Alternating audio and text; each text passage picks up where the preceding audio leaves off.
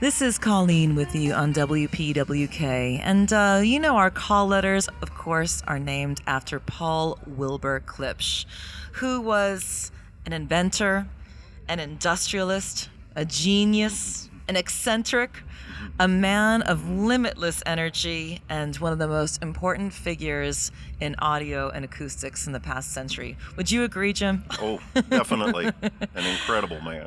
You Renaissance knew him. man. Right. I mean, you knew him very well, of course. You worked with him for many decades. But why don't we talk about his upbringing and his early years? Well, he was born in 1904 in Elkhart, Indiana, and his father was a teacher at Purdue. And what did he teach? He taught boilers, and thus the Boilermakers of Purdue. When Paul was about 8, 10 years old, his father came down with tuberculosis, and they had to move to the Southwest. And when Paul was 12, his father passed on. That's pretty young. That was, Yeah. But he said that the twig had been bent very early. And was it rough years for his... It was definitely rough years. Mm-hmm. He was a religious guy from childhood. They were Methodists, but they were so, poor that he couldn't get to the Methodist church. So he went to the Pueblo Indian church and developed a lifelong association with the Pueblo Indians. How interesting. Wow. In later life, he was Presbyterian, Episcopal. He moved around. Whatever was going. Yeah. And so what happened after his father passed away? Right. Well, his mother and he moved, and she did a boarding house thing and kept him in school. He was kind of a misfit. And I find that hard to believe. And, he really did not do well in high school at all. He graduated 101 in a class of 101. How about in mathematics and things, though? Because he was terrible in school. However, they were giving an early version of an SAT test at the end of the year, and he aced it. And that is the only reason he got out of high school. And then what happened after high school? After high school, when he got into college, he was basically straight A's. And what did he study? Electrical engineering. And because his father did mechanical engineering, so he had somewhat of an aptitude towards this already. Yes. And he'd always been interested in radio. And we know that the first loudspeaker he ever built was a pair of headphones that had a toilet paper tube hooked to them. And how old was he when he did that? Probably 15. My gosh. So he wasn't good in high school, but he could do that. Yes. He built his own radios in high school. And then after college? After college, first job, General Electric. Mr. Thomas Edison was still at General Electric. And what was he building then? Well, he was designing radios, so that was cutting-edge science in 1926. And they were being sold to RCA, right? Correct. Right. Now, how long did that last for? That did not last but a couple of years, and actually he went through General Electric's radio division, went through an internal combustion engine section, and finally ended up in the electric locomotive section. He always liked locomotives as a child, and after 2 years at General Electric, some of the locomotives were sold to a company in South America. So at the ripe old age of 24, he signs up to move to South America, to Chile, to maintain the locomotives. So locomotive maintenance really became his second career for 3 years. And he was getting married around the same time as well. Well, when he went to South America, he met his first wife directly across the street from his mother's house. And he wanted to take her to South America, but her father had a problem with that. But he was I wonder why. Well, he was a Mason, and so was Paul. And ultimately, he did send Belle down, accompanied by Masons as bodyguards. And she was sent. Didn't they get married offshore? They got married offshore. Paul came out to the boat, And they got married in the dining room with red roses. Aww.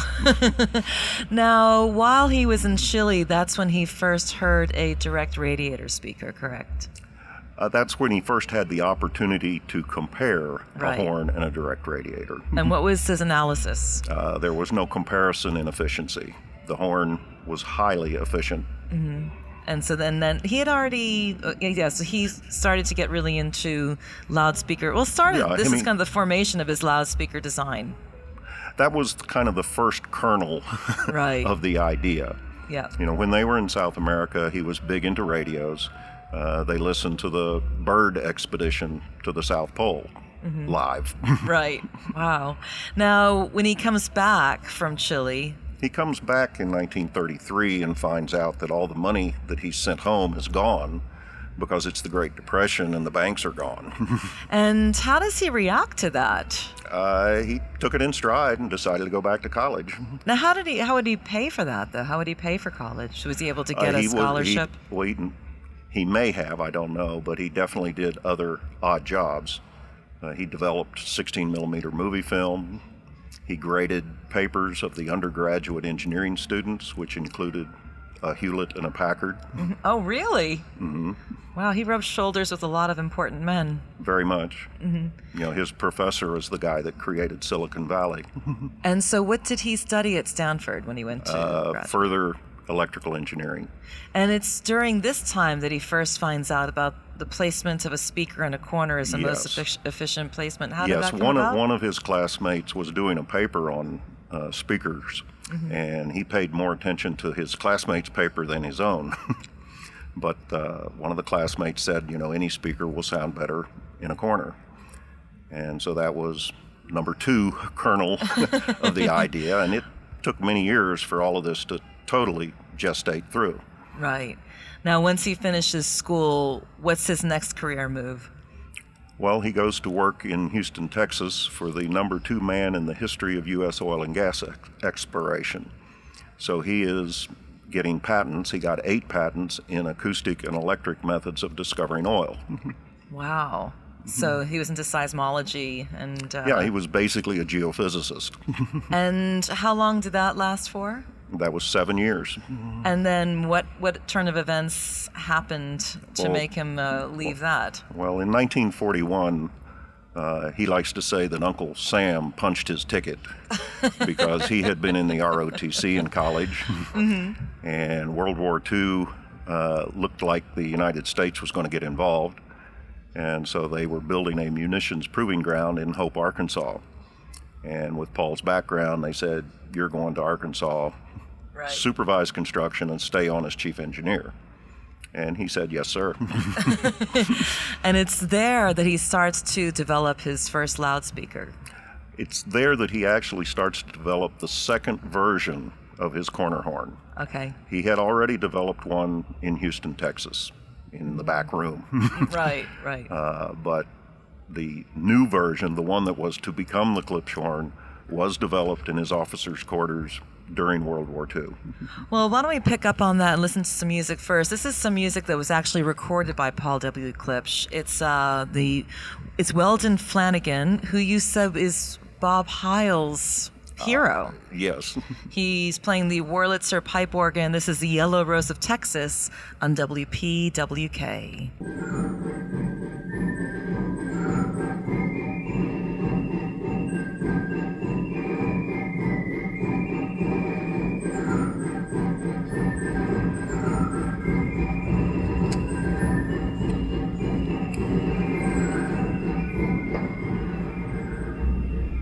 So from the Klipsch tapes recorded by Paul W. Klipsch, that was Weldon Flanagan playing the Wurlitzer pipe organ, the Yellow Rose of Texas, introduced by John Ergel. And what were you telling me about the track? Well, the track is absolutely just an organ. The organ has the drums built into it. It's one man playing everything that you heard. And that's 1959. 7 probably. That's incredible. You can see why he was Bob Heil's hero, I suppose. So backing up now, he's in the military. That's career number 4. So he's done 4 careers before he's even really truly hit audio in stride, because it's kind of a backroom hobby. It's certainly a hobby. Right. So what happens at the end of the war? Well, at the end of the war, he's trying to market his design, and he's having a lot of trouble. He doesn't know whether he wants to manufacture it, to sell the whole idea, to join another company, and bring the idea with him. And he tries all of this. Ultimately, it ends up that he's going to have to manufacture it. But did he go up to New York? And he went to New York. He did a big tour in late 1945 and presented it at the Society of Motion Picture Engineers. And during that tour, he met with many of the major figures in audio. And they all declined? No, they were all interested, but they were technical people in audio, not the business end of things. Not the industrialist side. Right. No, he came home, tried to sell it, basically failed, and decided he was going to make it himself. And how did he fund it? I'm not sure. I suspect that he probably made pretty good money in the oil industry. And I also know that his wife, Belle, inherited quite a bit of Texas ranch land. So all of a sudden he starts and Klipsch and Associates is born. Klipsch and Associates is born. Unfortunately, when the associates really figured out what was going on, they bailed out. So it was left with Klipsch and his wife, Belle. And the carpenter? The carpenter occasionally. So how does this whole business get going? Very piecemeal.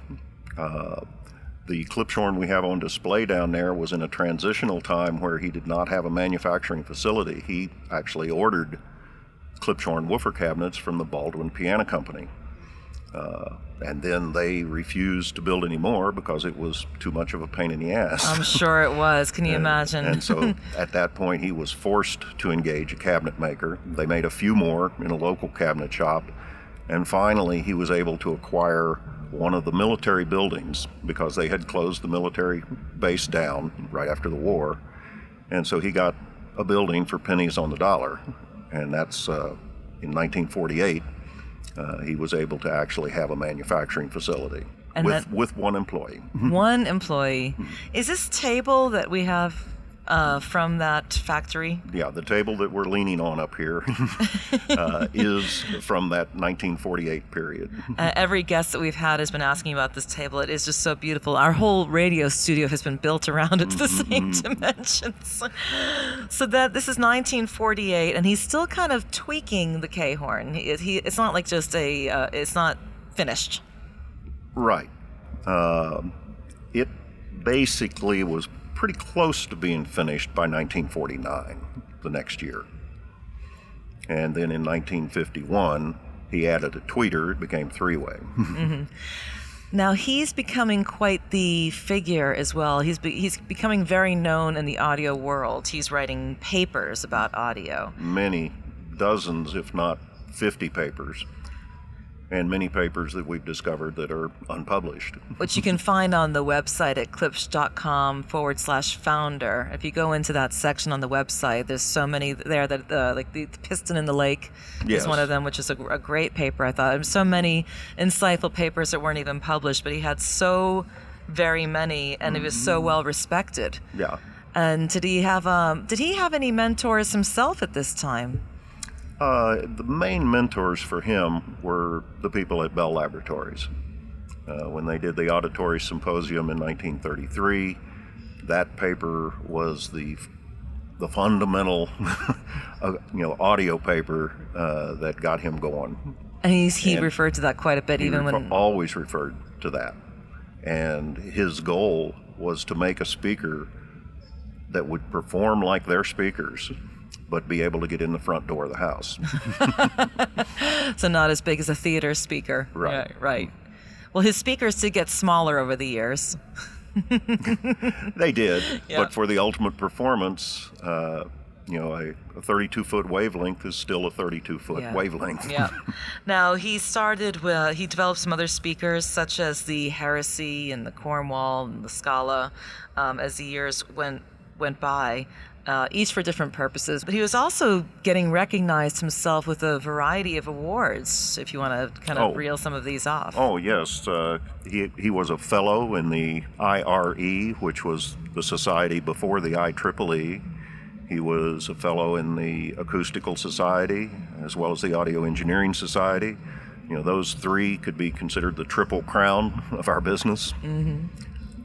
Many, many other awards. He also liked to kind of call up people that he felt were quacks or that were maybe exaggerating, making false claims with a special button that he used to wear. Yes, Can you tell me about that? The yellow button. What did that yellow button say? BS. So he said science is science, basically. That's right. And he was a scientist, plain and simple. If you couldn't measure it, actually, he was a very big fan of using the ear. He realized you could not measure everything, and we still can't measure everything. But he did a lot of measurement, and then he did rely on the ear. Well, why don't we play something else that he recorded on the Klipsch tapes? We have the Flem Ferguson and his Dixieland Jazz with Lady Be Good on WPWK.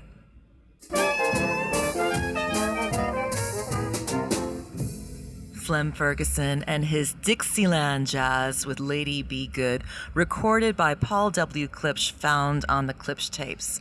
Now, we know that Paul W. Klipsch was obsessed with audio and was able to help progress it, but he had so many other interests. He was such a multifaceted man and had abundance of energy. One of his earliest passions was trains. Yes, since a child. Can you tell me about it? Probably the locomotive that took his father to his grave is the one that he modeled for. He spent 23 years studying this locomotive and then modeled it and made every piece of it, and it actually functions if you put compressed air on it. So he spent 20 years researching before he even built it. Yes. My gosh. And so... And he had model trains around his house. He had a pool in the backyard.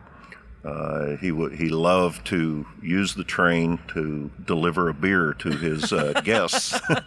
My kind of guy. And of course, we spoke about his life in Chile, and that's where he was working down in Chile with the trains. He did patent type work on locomotives in Chile. Now, he had another passion, which was airplanes. Yes, that was a very big passion. He had 6 airplanes over his lifetime. He had over 6,000 hours of pilot time. There are people, I saw one guy today that talked about flying with Paul and said that was the last time he flew in a small plane. Paul would like to show you, how a twin-engine plane can fly on one engine. Oh, goodness. But when he was in his prime in the 50s, he would be hopping all over the country in his planes, doing demonstrations, doing talks at Rotary Club, technical papers. He put a lot of miles on those planes. And can you tell me about the slide rulers and what they are and what he did? Oh, well, pilots typically have calculators today, but in the old days they had slide rules that would let them calculate fuel-air mixtures at different temperatures and altitudes. They weren't good enough for Paul, so he made his own slide rules, and they were specific to various airplane engines. And it was interesting when I was looking at, he made a silly map of the United States. I mean, he flew all over the USA. Yes, regularly. Right. Sometimes 20 cities in a month. So that was a really big passion for him. Another one was he was a fantastic marksman. Yes, quite good. He was the captain of his rifle team in college. He was an expert marksman. He taught small arms at proving grounds during World War II. And one of his patents during the war was the testing method for the 105 millimeter howitzer shell. How many patents did he have? He had at least 23 if you're just talking about U.S. There are some European and Canadian duplicate patents that would run the number up, but fundamentally about 23. And how many of those were pertinent to audio? Well, I know 3 were ballistics and 8 were geophysics, so the rest of them were audio. You do the math. Okay. And another story that I love about him is about this Accutron watch. Yes. Could you tell me that story? Well, being a railroad type of guy, he always had a pocket watch that was very accurate. Railroad time was the de facto standard. And his wife bought him one of these brand new Accutron quartz type watches that was guaranteed to be the most accurate thing on Earth. Turned out that it wasn't as accurate as his railroad watch. And he told him about it. He sent it back. They sent it back to him. It went back and forth with Accutron, with Bulova, about 5 times. And finally, he was sending in curves of, data charts of how much time it was losing or gaining, and even at different altitudes and temperatures, Finally, the president of Bulova said, yeah, we'll give you your money back. We just don't want to hear from you anymore, basically. Yes. So he was absolutely tireless. And one more point I wanted to make about him, he was an interesting, he had a lot of different interests. Even though he was known as an introvert, he was quite the social engineer as well. Yeah, he belonged to many different professional societies, but he also belonged to the Rotary, the Shriners, the Masons, Airplane Owners and Pilots Association, and the NRA. Oh my gosh! So he was very social. And where did he find all of this time? Did he sleep much? I don't know. Because you knew the man. I mean, I knew the man. As a person, what are your thoughts of Paul W. Klipsch as a person? Well, he was an incredible person, and you can't believe how much output he had. If he slept, I don't know, but he was always outputting something. Well, let's listen to another recording he did. This was of the Joe Holland, the Joe Holland Quartet, recorded by Paul W. Klipsch. This is Sea Jam Blues on WPWK.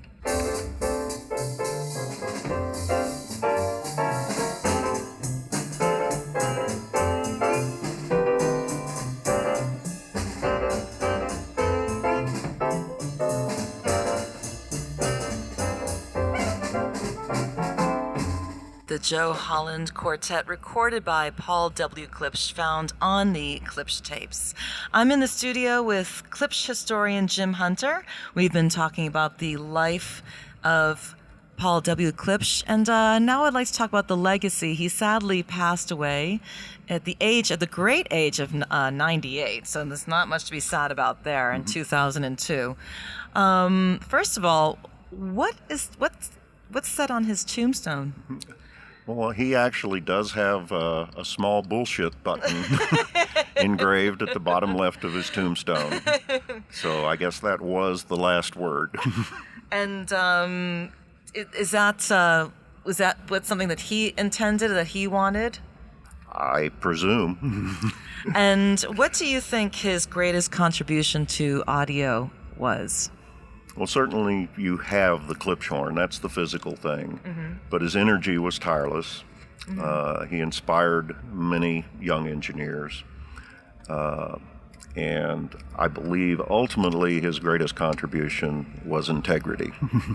That's really well said. And he also left behind Klipsch audio and a range of great loudspeakers as well, which we're still enjoying today. Thank you so much, Jim, for coming up and sharing your personal knowledge. Mm-hmm. Well, let's have a listen to the man himself. This is Paul W. Klipsch in a 1954 television interview on WPWK.